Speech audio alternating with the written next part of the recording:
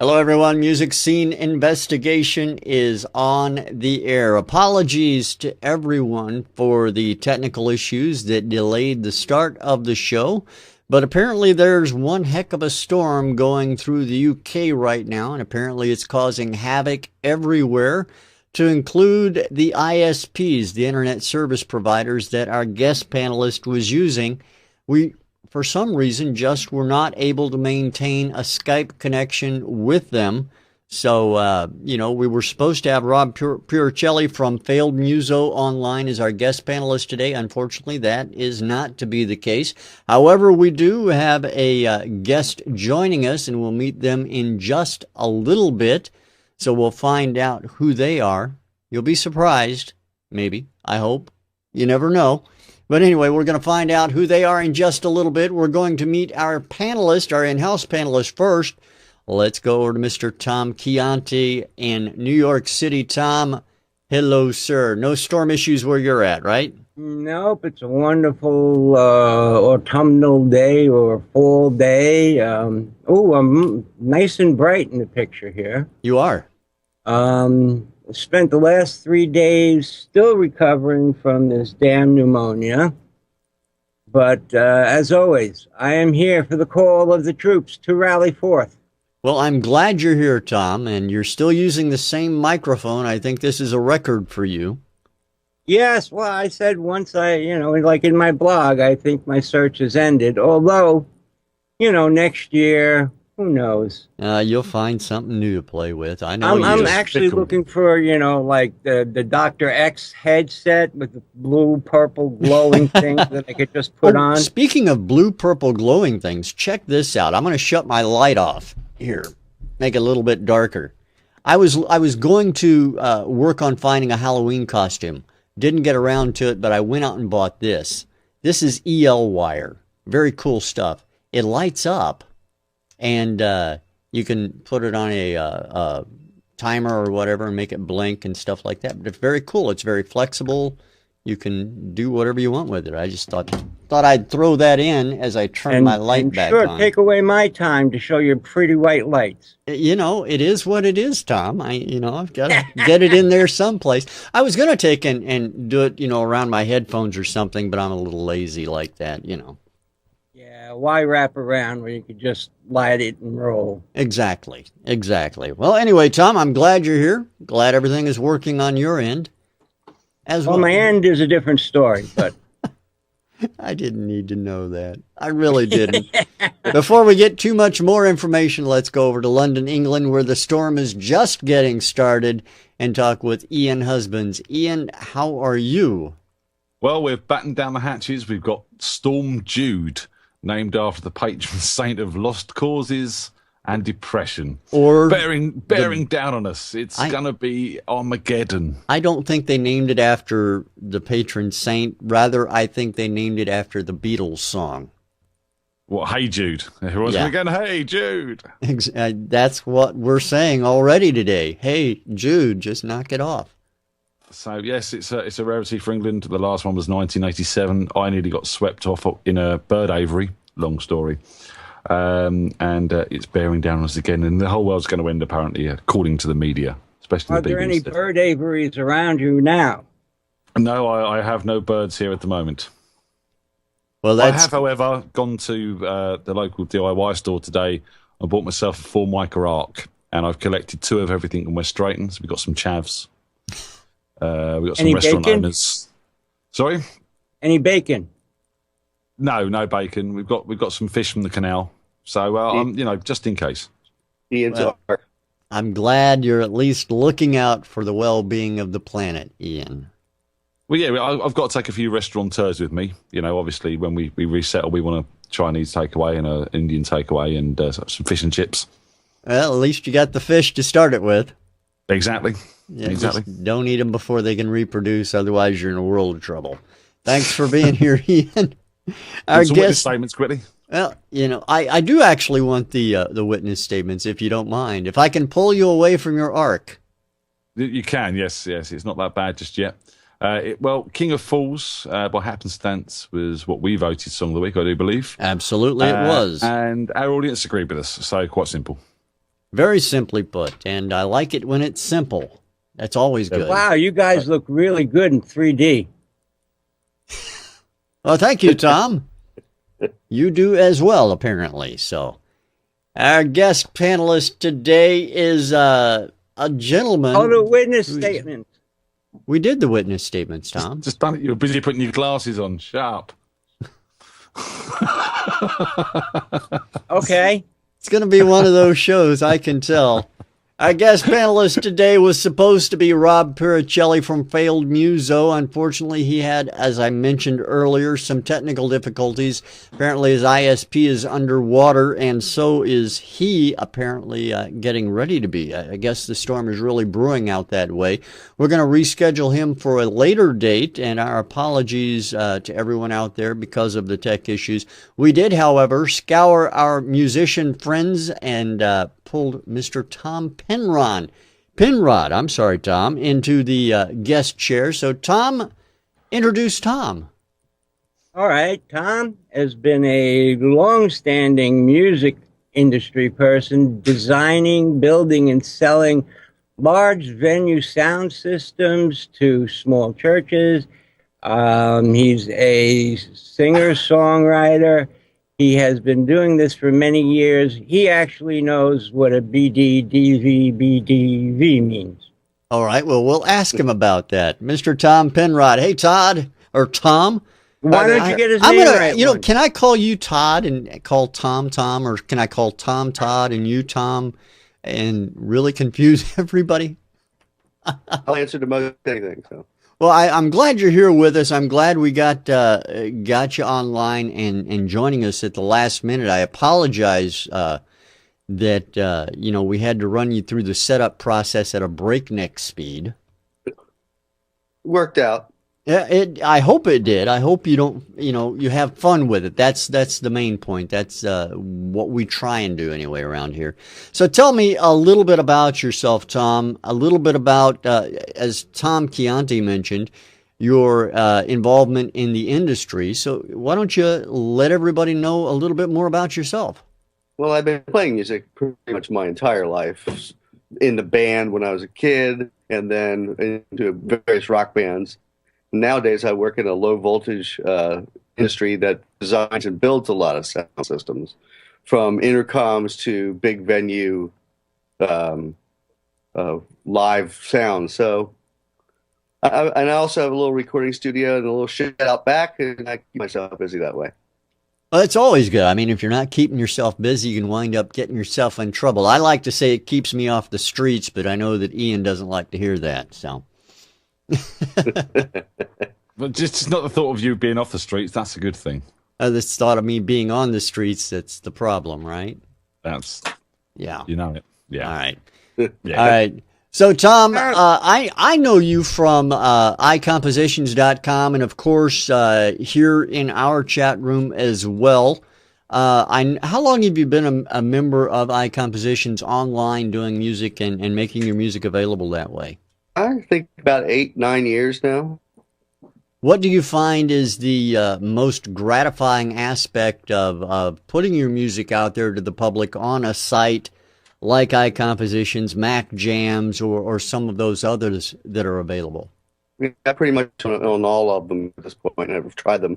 The best thing is that you get the feedback and you get to meet other musicians and collaborate with them. And they could be anywhere in the world. And that's the most satisfying thing of all, is collaborating and making something that's better than anything you could have made yourself. So now, as for collaborations, we haven't had the opportunity to talk to a lot of our panelists about collaborations. We have had some musicians, as you know, in the past on with us.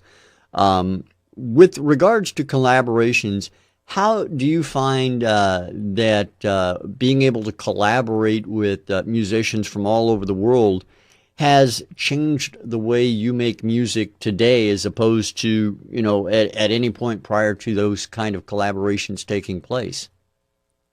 Well, anytime that you get some other input besides that your own mind, which can become very stagnant and stuck in a particular vein of thought, if you get somebody from the outside with a completely random input from your point of view, that might make you look at it a little different, and you end up coming up with something completely different musically than you would have thought of by yourself. And once again, the sum of two is always greater than any one person by themselves. So if you the more you get, the more the possibilities that you can produce something much better than you could do by yourself. Now, with collaborations online, I'm sure that's I've done them before, but it's not the easiest thing in the world to do. How do you go about conducting your collaborations and getting the communication channels? Not only the technical aspect of sharing files and sounds and so forth, but getting the ideas across about your music. How do you go about that process? Well, the first thing is I do believe you have to be open-minded about. You can't have this narrow thought of, I want this musician to do this. You're not in the studio with them, so you can give direct instruction. So what you have to do is you put it out and you keep your mind open to the fact that they might not give you back what you're expecting, but they might give you back something really remarkable, which does happen. And that makes it all worth it when you get that. And sometimes you, as the outside person putting something into someone else's project, you might give them something completely different that they hadn't even thought of, that they go, oh, wow, that was really exciting, and I can't wait to put that in there. So it just creates a new open structure, and that's the way you have to look at it, or else you're never going to get anywhere. I've had plenty of collaborations that go nowhere. So. Now, I want to change pace a little bit. Tom Chianti had mentioned in his intro of you that you work with sound design and sound systems. How, just thinking about that, there's a lot of work that goes into the design of a system to fit a space. And what has been your experience in that aspect? And how do you go about judging what fits what? Well, a lot of it, I would have to say, is just having done it enough times, so you start to get a feel for what the size of the space and how cavernous it can be or not, so to adjust your sound to that, what you know about your sound to that level. And a lot of it is just listening. You set your system up, you put it in place, you turn it on, and you go, oh, God, that sounds terrible, and then you start adjusting it. So. Now, the biggest place that you've put a sound system into, I'm just curious for my own personal. Well, I've worked on ones in big arenas, but I've never really installed one in anything bigger than a 500 or 600 seat church or something like that. So, all right, very interesting. Yeah. Now, when you write your music, when you record your music, do you take into the context of what kind of sound system it might be played back on, or do you try and make it work and sound the same for everyone? What are your thoughts on that? I know that Tom is of the school that you mix your audio at very low volumes with headphones usually, and studio monitors, combination of things. What are your thoughts on those kinds of things? Well, I can mix it to studio monitors, near field monitors, or my headphones, but the real rub is, can you take that mix and go out and put it into your car and it still sounds good, or you go out and you can put it into a little portable radio and it still sounds good. The mix has to go across all spectrum, or else you're not going to get the effect that you're not going to get people to listen to it. So, all right, fair enough, makes perfect sense. Now, let's see, I'm looking out here in the chat room, and I'm just trying to read some of the stuff that's set up there, and BHG is saying he thought he was a musical genius the other day until his wife started singing the song from the riff he thought of, or he had just come up with in his mind. How do you get around that kind of thing to make something new that sounds like stuff you like from influences, but without being someone else's riff? How do you ensure that what you come up with is original, I guess, is the question. Well, it's always somebody else's riff. There was a news story. You may have read this. That here came out about a year ago, I guess, that all the musical notes and all the combinations thereof had all been used. So there is nothing original left to put together. What do you think about that? Black Sabbath played every riff. Black Sabbath. I have to agree with Ian in that sense. Yeah, Black Sabbath has played every single riff, but it's a matter of feeling and tonality, and there's a whole lot of more to it, the dynamic of the way you play it, than just the actual notes. So it makes, again, a very good point. It's more about how you play than what you play.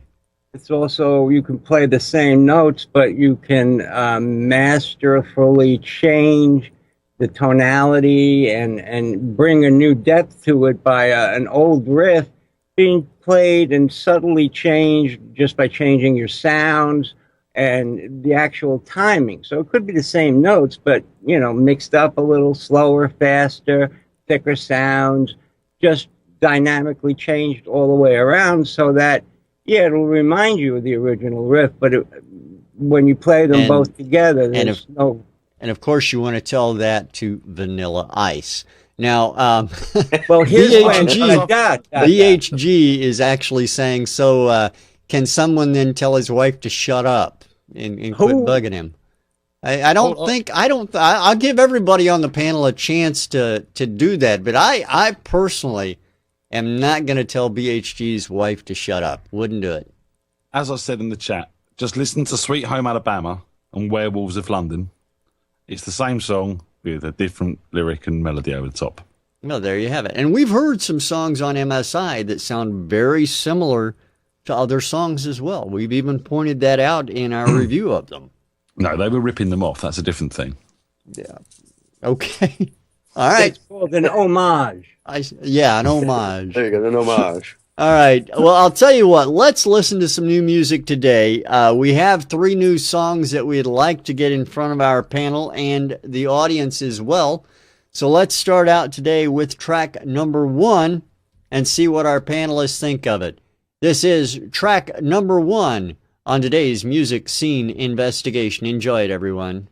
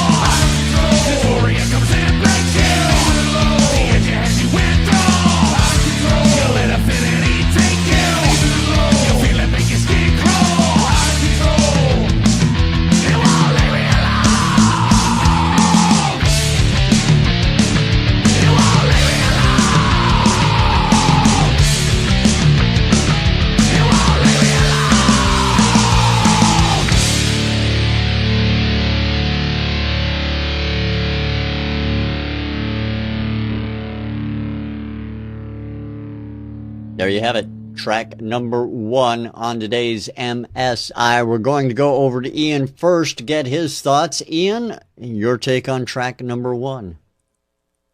Quite simply, I like a lot of what's going on here. There's some really good performances. There's some great guitar sounds. The bass sounds nice. But the big letdown on this track totally is the drums. They're obviously programmed. The snare is far too consistent, even on the rolls. It sounds squashed. There's no air to the drums. And they're just too perfect and too static. There's not enough movement in them. From the point of view of if you had a drummer who was grooving with a metal band like this, he would be throwing in a lot more complicated fills and giving that track a lot more dynamic in its own right by pushing those drums in places, especially under that chorus. There was just no humanity to these drums at all. And, you know, with the quality of drum programming software, stuff like... even the new GarageBand. The new GarageBand, for example, but Easy Drummer and BFD and stuff like that at the moment, you can get some really great drum presets,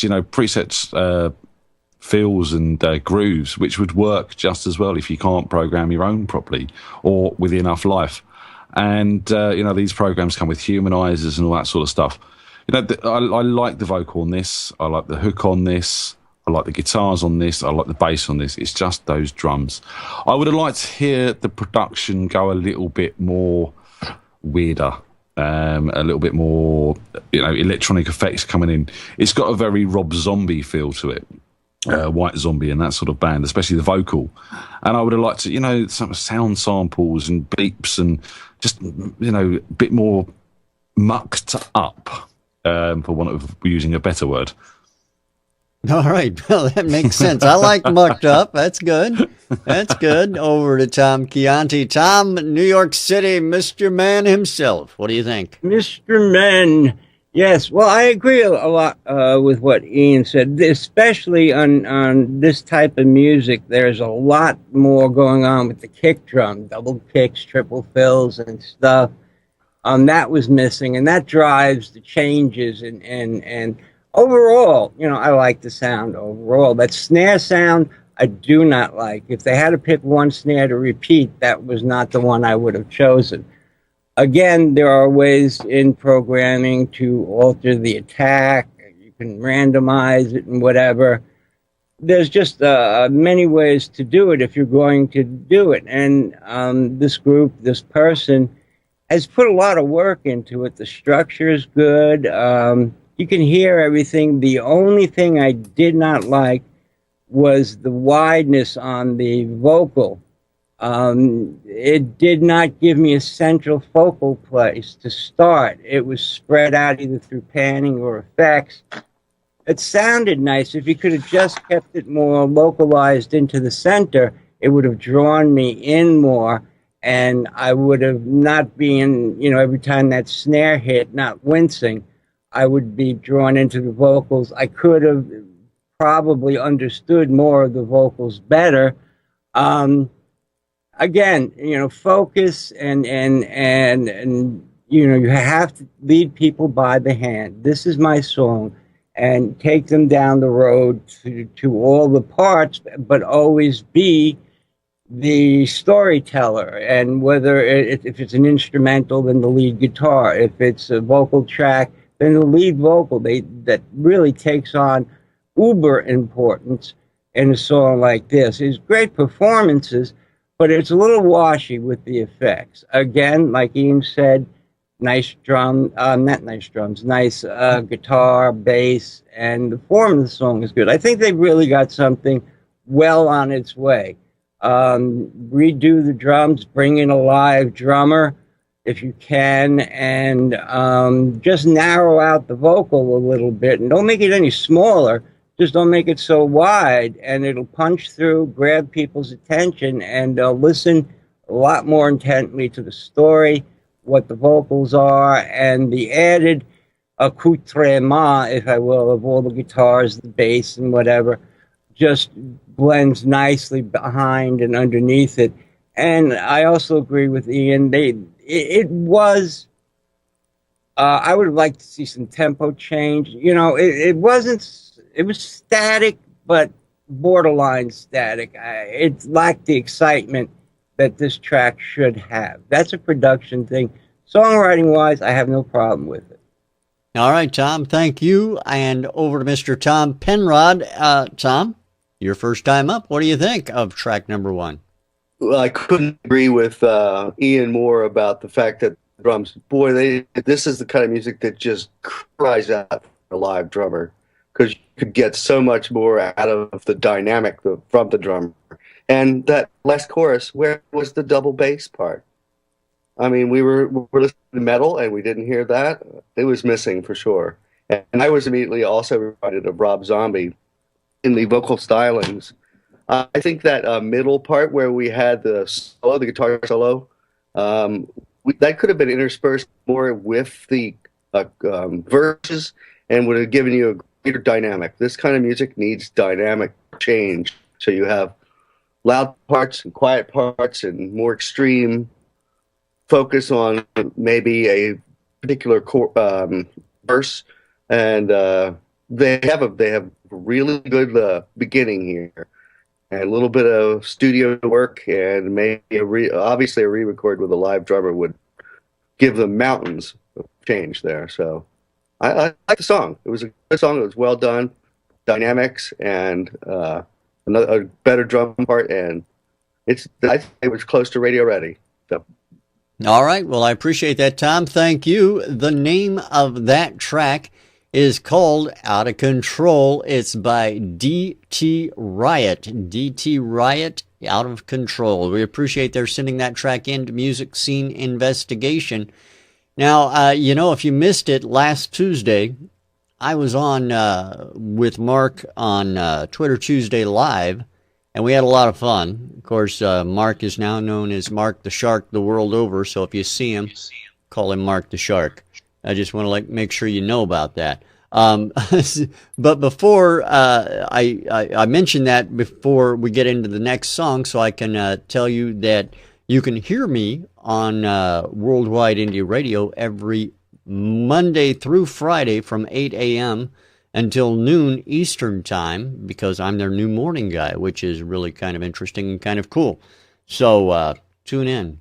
It'll be fun. And, of course, we'll talk about all the things we do here. Sands? What's that, Tommy? When do you appear at the Sands with whoever? With Brittany? Yeah, I'm actually going to be doing that with Brittany sometime soon as well. So as soon as we can get her through her next divorce. And don't forget Lindsay Lohan. You're talking about Brittany Sauerkraut. Exactly. That's who exactly I'm talking about. And Lindsay's going to be there too, Ian. Good. Yeah, just for JL. Yep, it's all going to be good. It's all going to be fun. We do have 2 more songs to listen to today, so let's get to it. Let's take a listen to song number 2 right now on Music Scene Investigation. Hope you enjoy this one as well, everyone. This is track number 2.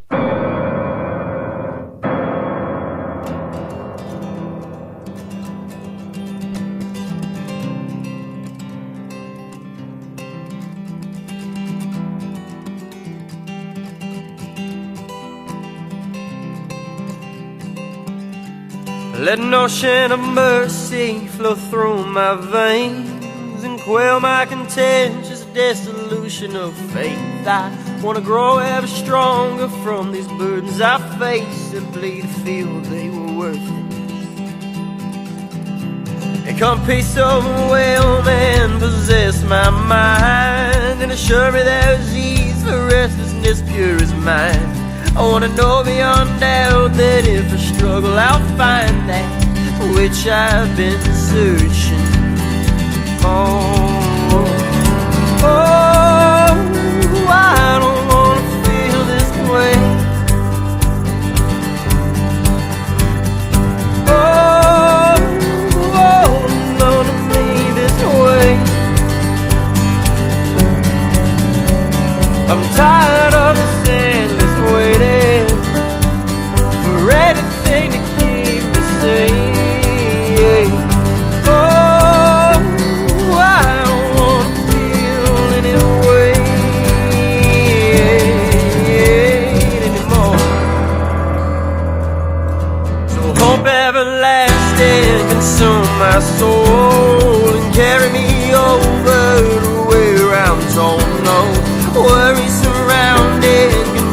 control. I wanna know something's true.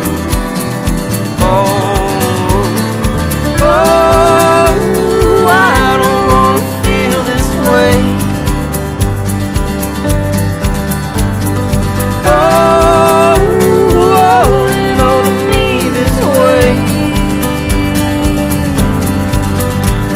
I'm tired of this endless waiting for anything to keep me safe.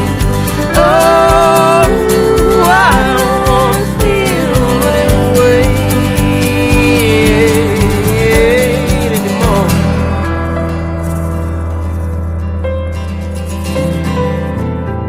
Oh, I don't wanna feel this way.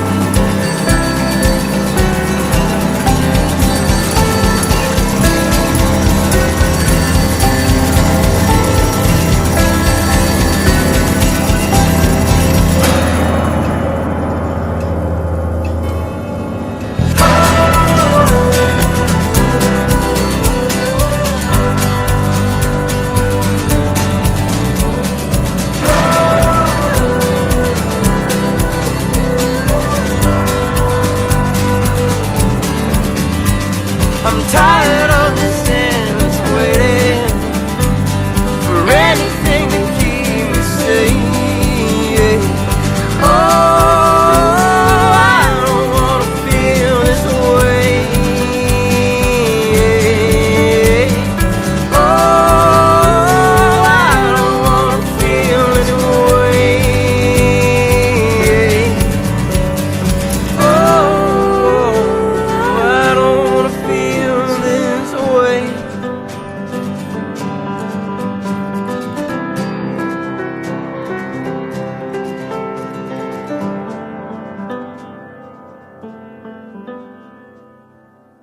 Track number 2 on today's music scene investigation. Let's head back to our panel, starting with Tom Chianti on this one. Tom, what do you think about track number 2? Track number 2, I like. It's got a lot of interesting parts going on, and with this, it's definitely a question of balance. I am very much against hard panning a main instrument like that acoustic guitar. It should have been, it throws the whole mix to the left to me, and it was overshadowing the vocal and the piano because it was too loud. I mean, it had its own space, but its space was way too big. And the bottom end needed to be clearing up when they went into that Beatlesque style build. It got a little away from them on the mix, but the ideas are all good. Phone ringing and the breakdowns and background vocals. This is a very well thought out track, production. The song is very, very good. I think they got to go back and heck, I'll mix it for them. You know, bring that guitar over towards the middle a little bit, bring the piano up, clear up the bottom, raise the vocal. He's got a great voice. I really liked his voice. Bring the vocal up a little bit. You know, attention to detail. They've got the songwriting down good. I like it. But it doesn't get a presentation that it needs, that it's worthy of in this mix. Now, Tom, one thing you mentioned about bringing the vocal up, someone in the chat room, I think it was BHG, mentioned that the vocal on this one, for the first time on MSI, the vocal on this song might have been a bit too loud. Is that because of the way it was mixed? I think, yeah, depending upon the type of speakers you're listening to, you'll get a lot of different frequency responses. For me, the guitar was really buttoned right up against the vocal, and it was borderline. Like, you know, you could nudge it up just a little bit or make that guitar, like I said, that guitar off to one side and not off to one side. bring it back towards the middle. It's a main instrument should go somewhere around the middle, off 3/4 or 30% left, 30% right, so you can still leave the middle. It had a lot going on, and there were a lot of changes that I'd like to listen to it again just to reaffirm in my mind exactly how they should approach it. I think they should do another approach at it and try just moving that guitar, tone it down a little bit. It's a good, well-played, nice sound, but it needs balance. And balance is also not only the level of the sounds, but left-right. And this had me going like this a little bit. So all in all, excellent demo. Well worth the time and effort to go back in and do a remix and compare it to some other of the mixes out there and see how these guitars are placed. And they got to go. All right. Well, I appreciate that, Tom. Thank you. Let's go over to Mr. Tom Penrod and find out what he thought. Tom, what do you think of track 2? Well, I thought the vocals were absolutely stunning. The harmonies during the chorus were spot on. You couldn't ask. The lyrics were very well written. You couldn't ask for a better vocal track. The mix, as Tom pointed out, with the guitar hard pan to one side, the vocals in the middle, and then when the bass and drums came in there on the other side, reminded me very much of early 70s style mixing, where they would just, because they're using tape, they're trying to keep stuff from saturating on either side, so they're panning things hard right and left. And that's kind of like Aqualung is a perfect example of what I'm talking about if you listen to the mix on it. So it reminded me very much of that, and they don't really need to do that now with the ability to mix stuff in a digital realm. But they had definitely, the production of that had exhibited the idea of dynamics. We had a lot of good quiet parts. We would leave out instruments. We would good mixing in the sense that they would do additive mixing by adding one instrument in at a time, and then subtractive by taking one out at a time. It was very well done that way. All in all, I thought that that would take very little work to become an excellent song, and I could see that being like the Get Back Together song in a movie somewhere. So, all right. The Get Back Together song in a movie. I like that. I like that. Ian, over to you for track number 2. From perspective of the song, I think this is a really good track. It's got a good groove going on. It's got a strong melody. I mean, we've got this big hipster sort of folk movement over here at the moment with bands like Mumford & Sons and the Lumineers. And there's even an essence of David Gray in there, I thought, as well. And, the vocal was fantastic, really well performed, really well sung. Lyrics were good. Everything was there, except, as the guys say, the mix was out of kilter. With the vocal, I did feel it was verging on the edge of being too loud. And I also didn't like the brightness of the reverb used on that vocal as well. It was just a little bit too edgy for my liking, and it was just it was that brightness really that made the vocal dominate the track a little bit too much for my liking. That acoustic guitar that everyone's talked about so far, I actually didn't like the sound of it. And I actually felt it was rather jangly. There was no sort of warmth to the sound at all. It was all sitting in the mid-range. Obviously placed out to the left there, it sort of just stuck out too much. At least a stereo pair, one each side, balance it off, give us a bit of depth to it as well in the sound. And also, I felt the performance. There was a bit of string noise and that coming through on this. And I think that with the mix, the way it's been done, with the placement of the instruments, and that sort of slightly lo-fi performance thing on the guitar and stuff like that, I think it may be just trying to capture that older sort of sound, which I respect. But when you're going up against bands like the Lumineers and Mumford & Sons and stuff like that at the moment, you've got to be looking at bands like that, if they're your peers, to try and get your mixes, your songs in line with them, because that's what's selling if you want to sell records. All right, makes perfect sense. I appreciate your thoughts on that. The name of this track is directly off the ID3 tag. It's called Aweigh. I'm sorry, Ian, go ahead. I need to butt in. There was one other thing that I've forgotten about this. That discordant piano, 2 piano chords at the start that then led into that bright acoustic sort of sound. really put me off. It's kind of set me off in the wrong mood for that track, if that makes sense. It was discordant, it was nasty, and then you've got this bright happiness coming over the top, and it didn't sit right for me. Lose that, just straight in with the guitar. All right. Yeah, well, they could have put it anyplace else or not at all. there you go. Makes good sense. And the name of that track again is off the ID3 tag. So if this is not the name of that track, please let me know. Away My Weight Away by Jordan Eastman. And we appreciate Jordan sending that track into Music Scene Investigation. And now we have one more track to listen to on today's broadcast. So we're going to get right to that and listen to track number 3 right now on MSI.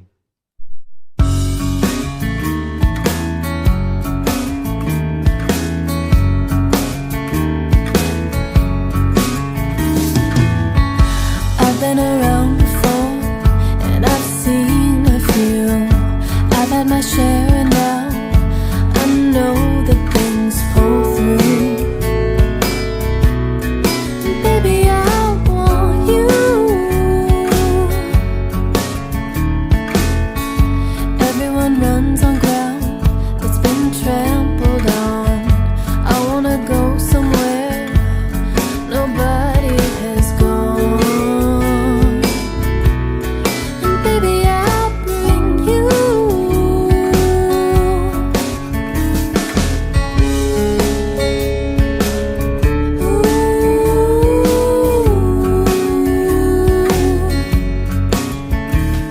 I always breathe you, always know you're the best thing, everything. I always take you home.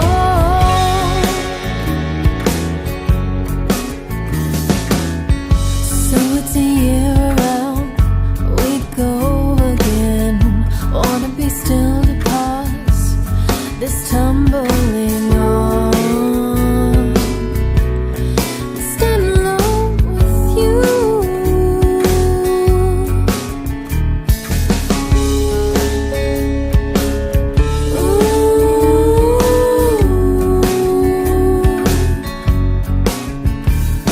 I always breathe you, always know you're the best thing, everything. I always warm you, always dream you, the one thing, the best thing. I always bring you home.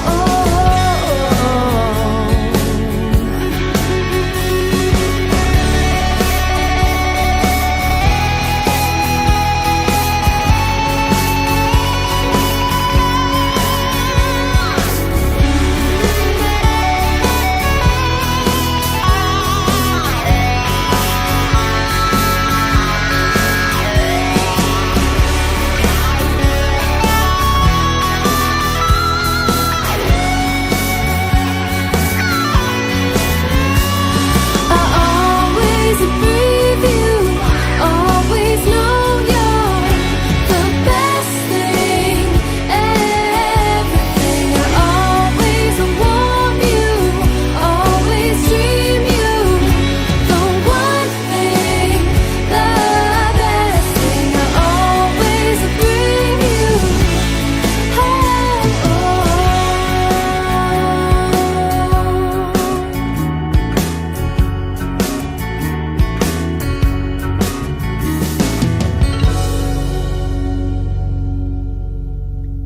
That was song number 3 on today's MSI. And let's go to Mr. Tom Penrod first. Tom, what do you think about track number 3? Well, my Flash player crashed for like 10 minutes into it. There's a heck of a lot. And I'd say the Fit and the Prius are the top 2 cars on the road. we got somebody on the phone and behind me, so. That's all right. Go ahead. Anyway, the recording of that was very well done. It was a good high sample rate. They used some quality mics. You could hear the lovely ring in that acoustic guitar. the specifics of every little subtle stick sound and everything was really well done. She had a wonderful voice. The only thing I would actually have any kind of issue with as far as the recording of it was it once again lacked the dynamic. We didn't get the subtractive or additive mix as we were going along, and it left you a little bit wanting. It's like I would like to remix that song, and I'd be a little bit more dynamic in the mix, and I think it would be a very good song. Just let me at it. All right. Well, I'll tell you what. We'll talk to the artist and see what they think of it. And over to Ian Husbands. Ian, what is your take on track number 3? I'll be honest with you, I've got no problems with I've got a very slight problem with the mix. Her vocal was a little bit lost in the verses, and I did feel that acoustic, as lovely as it did sound, was a tad dominant throughout the track. But otherwise, everything was sounding lush. Again, high sample rates, great sounds, great mics. Everything's been used on this to give it a real top quality feel.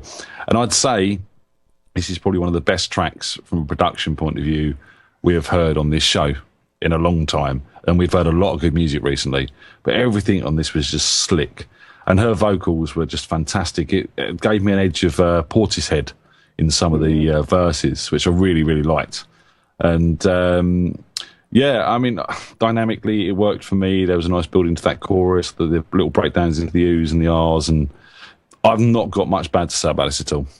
All right, Ian, I appreciate that. Let's go then to Tom and find out what he thinks. Tom? Yeah, I agree with Ian, and I agree with Tom. You know, this is one of those types of songs and tracks and mixes that you got to get nitpicky, because a lot of this is very, very well done. Her vocal is really well done. I love the use of harmonies. There were 1 or 2 spots I was looking for a harmony, but they more than made up for it when everything came in, especially at the end. My biggest problem is the dynamic control. When it went from the verse to the chorus got a little bit too big, and then when it dropped down, it should have dropped down less, and it just was. It's a balance issue. I would have liked to heard a really more deep bass in there. I think the problem was the bass was too deep; it wasn't coming across. And unlike the other one where the guitar was panned hard right, hard left, this still was panned left, but you had a lot of it bleeding over to the right, so you got that essence of equality, and the songwriting was really good. I love everything about this. This is so close. I mean, actually, it probably sounds better than some releases that are out there already. Agreed. Me being a nitpicker and a mixer, you know, after Tom has his shot at it, I'll take a shot at it. I think what needs to be done is everything has to be made special. Not just good, not just great. You have to distinguish between each one of these fabulous parts so that you can really enjoy the playmanship and the vocalization that's gone in there. So it's a little too closely knit. Could be a little bit more separation. But again, it's a great track. And I agree with Ian. It's one of the better ones we've had on here. All right. Well, I appreciate those thoughts as well. The name of this particular track is called I'll Bring You by a group called The Fetching. So we appreciate their sending that track in. Again, I'll Bring You by The Fetching. If you want to get your music on Music Scene Investigation, there's only one way to do it. Go to MusicSceneInvestigation.com. Click on the Submit a Song button at the top of the page. Submit your music. You'll find all the information you need to know right there. We select 3 randomly every week for presentation to our panel. Who knows? Your song could be the next one they hear. But not today, however, because we've listened to all 3 songs today. We want your feedback as well as our panels.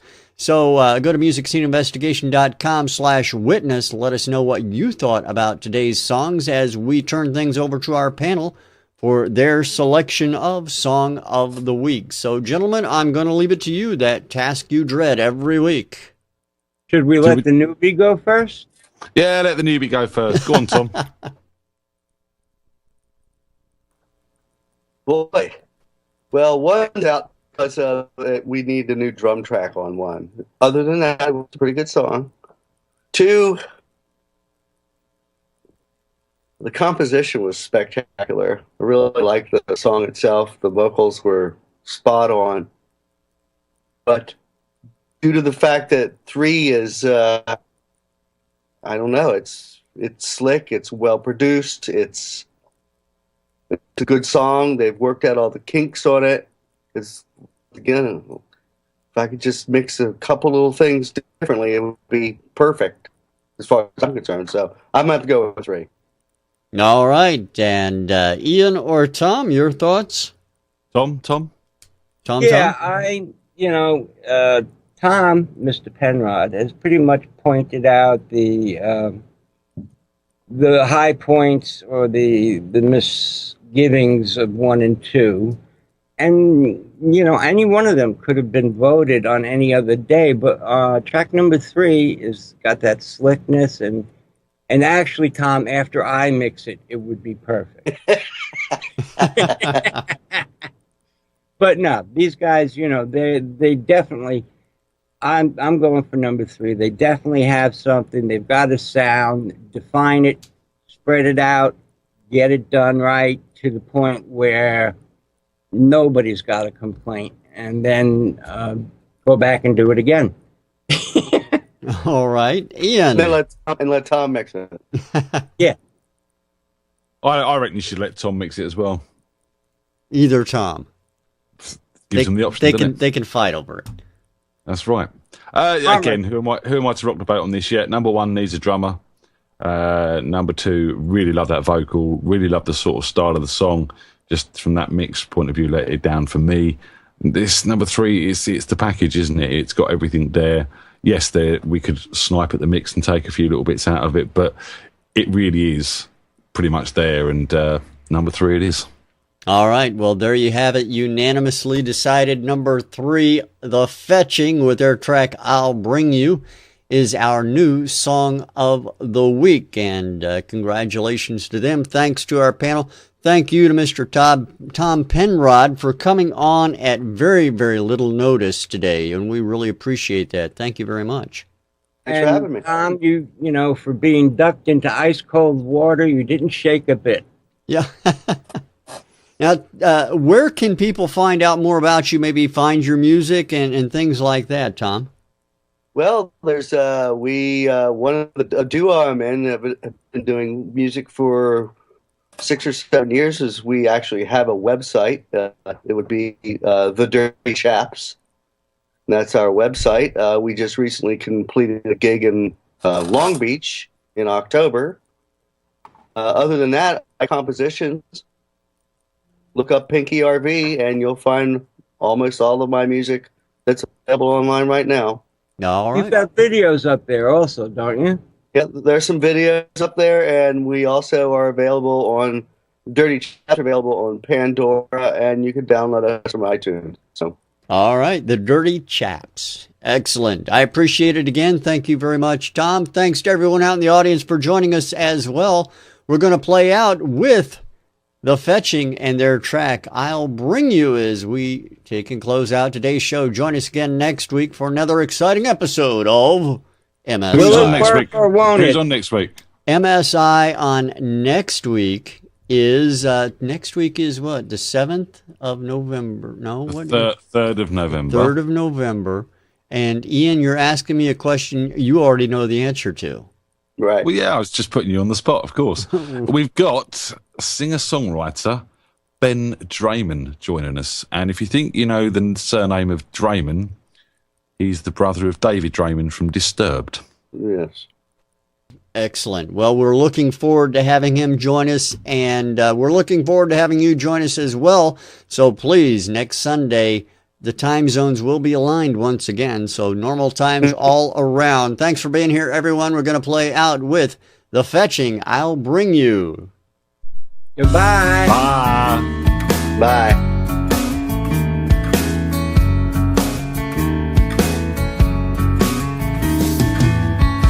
I've been around before, and I've seen a few.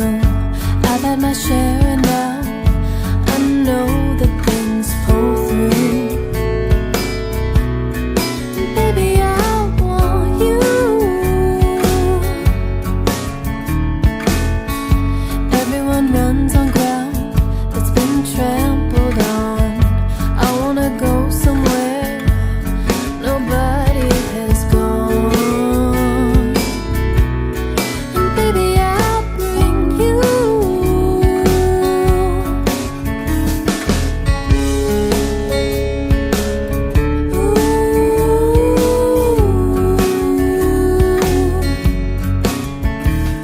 I always breathe you, always know you're the best thing, everything. I always take you home.